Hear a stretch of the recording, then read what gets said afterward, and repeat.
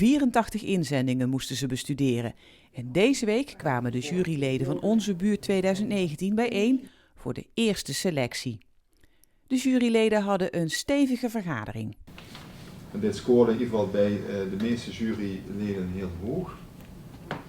Het leidde af dat u dat een warm hart toe... We hebben in ieder geval 84 aanvragen die in ieder geval heel erg goed waren qua onderbouwing, qua kwaliteit. En het was wel weer lastig om daar een keuze uit te maken. We hebben goede discussies gevoerd binnen de jury. We waren het niet altijd eens, maar door het in ieder geval samen te doen zijn we wel tot een goede uitslag gekomen waar iedereen achter staat. En Luc, je had er 5 punten gegeven. Ja, dat is een eenmalig iets en we hadden een van de items was met name duurzaamheid.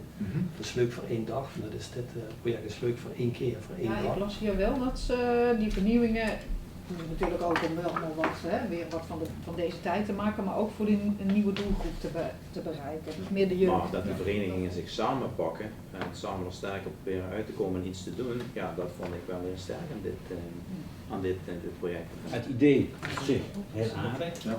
Maar ja, de vraag is of dit überhaupt een rendement heeft. We hebben gekozen ook voor een mix van projecten, dat zie je ook eruit komen. Er waren een aantal projecten die hadden een heel goed concept. Het staat al, het is goed onderbouwd.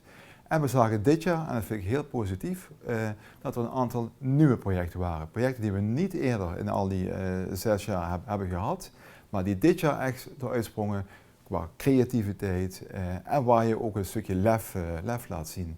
En dat zijn ook de projecten die vanuit onze buurt kunnen rekenen op steun. Moeten we daar nog over hebben? Zijn er nog punten? Zijn er zaken te geven? Of zeggen wij, nou dit is wel een mooi project, hier staan we achter, dit is wel iets voor onze buurt? Dit is denk ik een project waar we echt achter kunnen staan. Als je kijkt naar eenzaamheid, een van die grootste problemen die we hebben. Mensen kunnen heel veel contacten hebben, maar toch heel eenzaam zijn of juist geen contact hebben en daardoor die eenzaamheid nog harder ervaren. Ik denk dat dit gewoon een heel mooi voorbeeld is van hoe je van onderaf, vanuit de buurt, iets kunt doen voor de bestrijding van die eenzaamheid. Dus wat mij betreft absoluut door. Dus dit wordt dus 1 van de 6 dan? Ja, de 6 kandidaten die doorgaan naar de volgende ronde zijn in ieder geval Beek, Meersen, de Ketel, Tienraai, het Speelbos.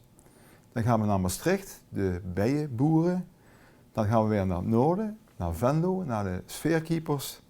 En als laatste hebben we gekozen voor Beekdalen met het filmproject. En ik denk een heel divers palet aan projecten die allemaal bijdragen aan een stukje leefbaarheid en die mensen betrekken bij de wijk en buurt. En daar doen we het voor.